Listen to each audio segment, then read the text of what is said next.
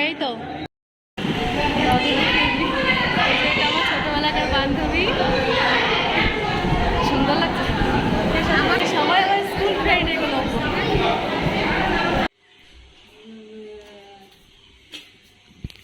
সকালবেলা আমের সেন্ট, কাঁচা আমের এত সুন্দর গন্ধ। তো কালকে যে যে আমগুলো নিয়ে এসেছিলাম শ্বশুরবাড়ির থেকে, সেগুলো এখন মা কাটছে, কেটে লবণ হলুদ দিয়ে। কয়দিন শুকাবা? 2 দিন শুকালে হয়ে যাবে। তো 2 দিন শুকাবে, তারপরে হবে আমের আচার।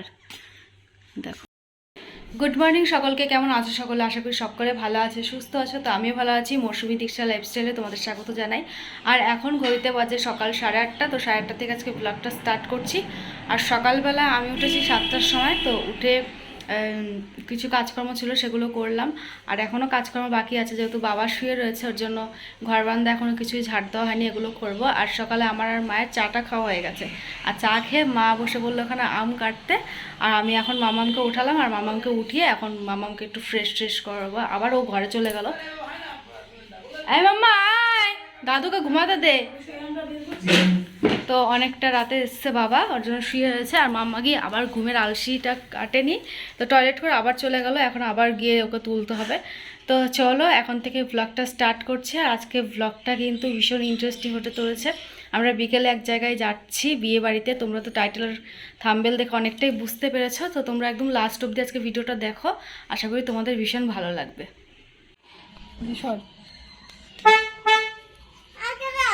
না, আর করা যাবে না, নাও।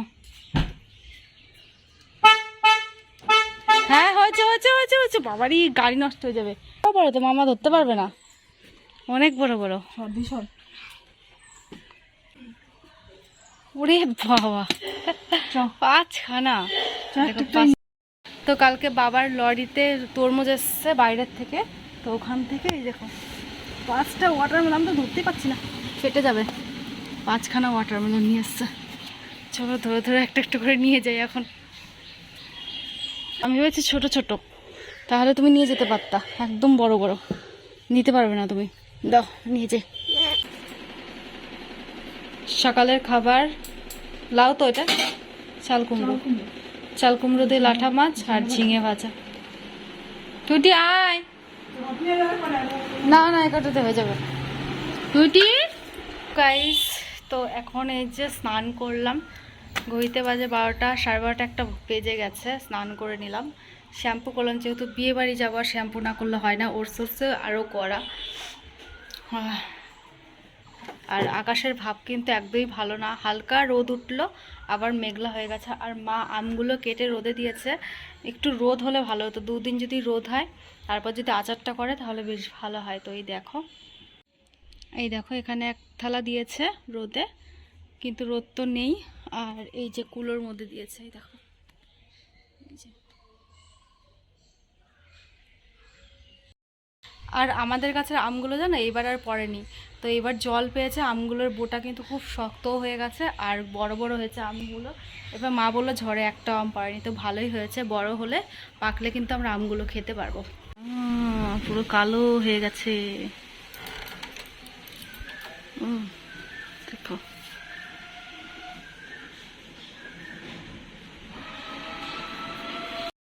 আর যেটা তোমাদের বলছিলাম আর কি, তো যেই কাকার মানে কাকা কালকে আমাকে ফোন করেছে, কালকে না সরি পরশুদিন ফোন করেছিল। তো সেই যার আমার ছোটোবেলাকার ভীষণ ভালো বান্ধবী ছিল, আর ভীষণই বন্ডিং ছিল ছোটোবেলায়। ওর সাথে একই পড়াশোনা করেছি, একই সাথে টিউশনও পড়েছি। তো তারপরে তোমার যত বড় হয়, তো ও আলাদা জায়গায় পড়াশোনা করে, আমি আলাদা জায়গায় পড়াশোনা করি, এইভাবে সেরকম বন্ডিংটা আর ছিল না। তো মাঝে মাঝে দেখা হতো, এইটুকুই আর কি। তো যেই কাকা আমাকে নিমন্ত্রণ করেছে, এটা হচ্ছে ওই আমার বান্ধবীর মামা হয়। আর মানে ওই কাকা হচ্ছে আমার বাবার সাথে এখন ব্যবসা করছে। তো সেই কাকার সোর্সেই নিমন্ত্রণ। তো পরশুদিন আমাকে ফোন করে রিকোয়েস্ট করেছে যে তোকে আসতেই হবে, কোনো কিছু কথা শুনবো না, তোকে আসতেই হবে, তোকে আর টুইটিকে থাকতেই হবে বিয়েতে। তো বলছে তোর তো ছোটোবেলাকার বান্ধবী ছিল, তাহলে তো তোকে আসতে হবে। হ্যাঁ, তো এই আর ওর না মা মারা গেছে ছোটোবেলায়, যখন ওরা একদমই ছোট ছিল। ওরা হচ্ছে মামা বাড়িতে মানুষ, মানে আমার বান্ধবী আর বান্ধবীর ভাই। তো আমার এতে আরও খারাপ লাগছে, মানে খারাপ লাগতো আগাগোড়াই যে মা নেই, মা না থাকলে পৃথিবীতে কিন্তু সবই অন্ধকার। তো ও মামার বাড়িতে মানুষ, তো এর জন্য কাকা এত রিকোয়েস্ট করেছে কি বলবো আর কি। ওর জন্য বাবা কালকে আমাদের নিয়ে এসছে আর যাব। আর এখন দেখো কি অবস্থা, ওর বিয়ের দিনই ঝড় বৃষ্টি উঠে একাকার, বাইরে প্রচণ্ড ঝড় হবে, কালো হয়ে এসছে, একদম গম্ভীরতা ভাব বাইরে, বৃষ্টি তো আরম্ভ হয়েই গেছে। তো চলো এখন আমি একটু নেল পালিশটা পরে নিই আর তারপরে যাব। এখন তো কটা বাজে, 4:20 মতো বাজে। তো চলো, আর মামামা ওইদিকে ঘুমিয়েছে আর আমি তো ঘুমিয়ে চোখ ফুলিয়ে ফেলেইছি আজকে। আর তারপরে আমি তোমাদের দেখাবো কোন শাড়িটা পরছি না পরছি, সেগুলো তোমাদের সাথে শেয়ার করব। তো গাইস দেখো কিভাবে বৃষ্টি শুরু হয়ে গেছে মুষলধারে, এই যে।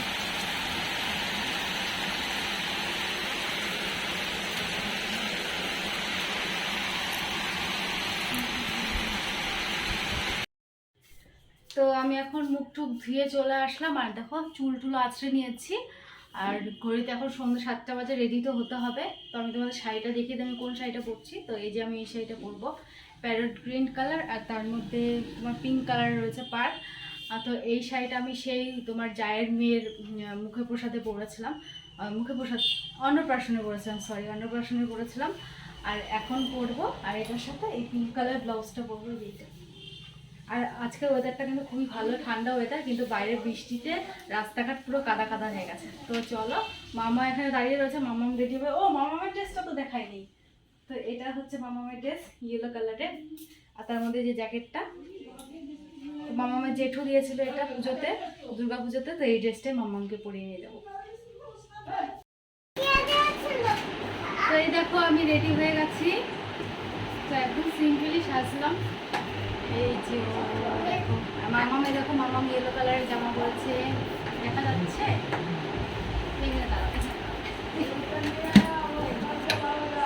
ইয়েলো কালার ড্রেস পরেছে মাম্মা, আমার মাও রেডি। দিকাশো দিকাশো, তিনজনে রেডি হয়ে গেছি আর বাবা ওইদিকে রেডি হয়ে গেছে। তো চলো, ঘড়িতে পুরো পাক্কা 8টা বাজে, এখন বেরোনো যাবে। আমাদের বিছানার অবস্থা খুব খারাপ, দেখো বিছানার অবস্থাটা দেখো এটা। এগুলো পরে এসে সব গোছগাছ করা হবে। আগে চলো বিয়ে বাড়িতে গিয়ে খেয়ে দিয়ে আসি, তারপরে সব গোছগাছ করবো। তো আমরা বেরিয়ে পড়েছি, এই দেখো গাড়িতে।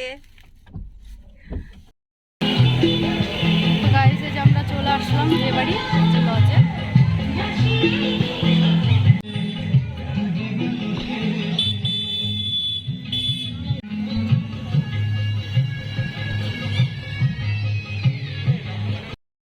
আমরা সেখানে দাঁড়িয়েই আছি, বাবা আসবে, গানও চলছে।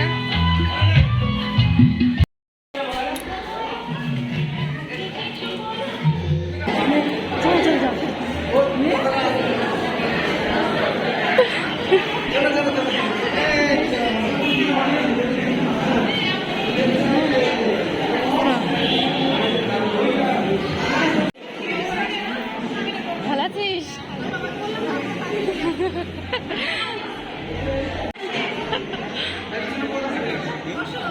এই তো আমার ছোটবেলাকার বান্ধবী, সুন্দর লাগছে। আমার তো ভালো লাগছে না, দেখো বুঝতো না তো। তুই যে সাজিস না বলছে, নিজেকে অভ্যস্ত নেই তাই বলছে, বেশি সাজিস না ওর জন্য এরকম লাগছে। এই যে আরেকটা বান্ধবী, আরেকটা বান্ধবী, এদিকে এদিকে, এই যে সবাই আমার স্কুল ফ্রেন্ড এগুলো। আর এই যে কাকু আর কাকিমা, তো এই কাকুরও রিসেন্ট বিয়ে হয়েছে, রিসেন্ট বলতে 1 বছর তো হতেই চললো। দেখো কাকিমাও কি মিষ্টি দেখতে, এই ফার্স্ট টাইম দেখা হলো।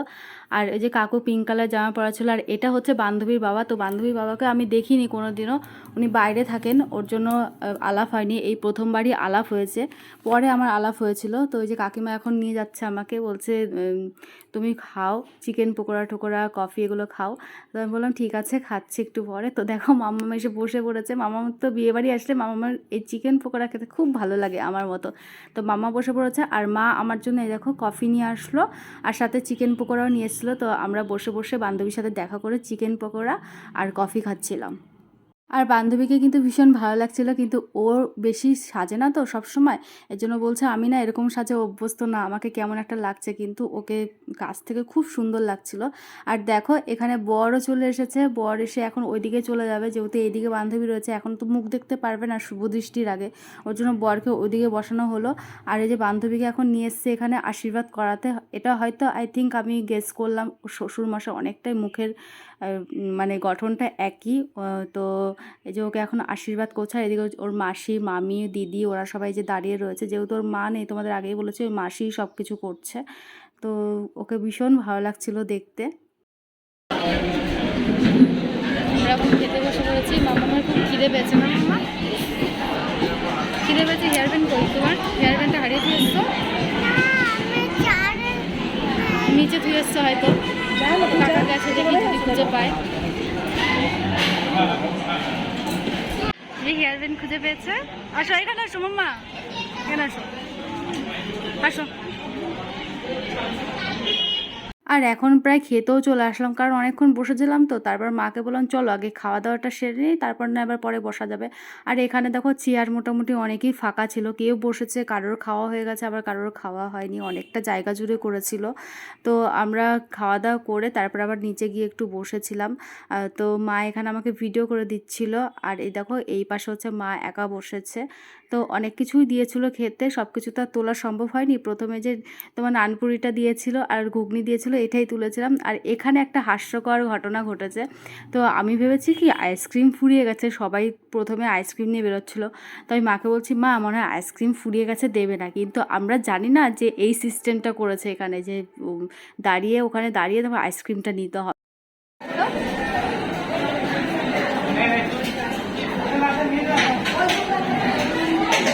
আমাদের একটা নেই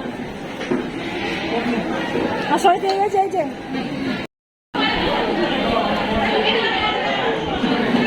সবাই আইসক্রিম, ওইটা ড্রেস কি করলো, ইয়েটা দাও না, রুমালটা দাও। আর চলো বরও চলে এসেছে এখন ছাদনাতলায়। তো বরকেও তোমাদের সাথে দেখিয়ে দিলাম, এটা হচ্ছে বান্ধবীর বর। আর আমরা না বেশিক্ষণ থাকিনি ওখানে, তো ঘড়িতে অনেকই বেজে গেছিলো, আর ওদের বিয়ে শুরু হতে হতে অনেক লেট হয়ে গেছিলো। আর মাম্মাও এদিকে একটু দুষ্টুমি করছিল বাড়ি যাওয়ার জন্য, বলছে মা চলো বাড়ি চলো।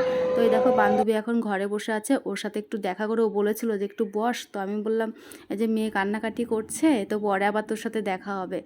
তো ওই যে আমরা এখন নিচে চলে আসলাম, আর বাবা আসবে ওয়েট করছি। বাবা আমাদের দিয়ে এসে আবার বাবা এখানে আসবে রাত্রেবেলা। তো চলো ব্লগটা এখানেই শেষ করছি। তোমাদের আজকে ব্লগটা কেমন লাগলো তোমরা অবশ্যই জানিও। তো টাটা।